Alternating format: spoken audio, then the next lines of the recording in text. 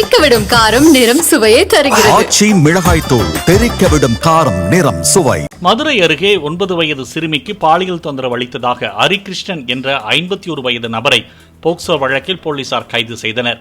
தான் 7 வயதாக இருக்கும்போது இதே நபர் பாலியல் தொந்தரவு அளித்ததாகவும் சிறுமி தெரிவித்தார்.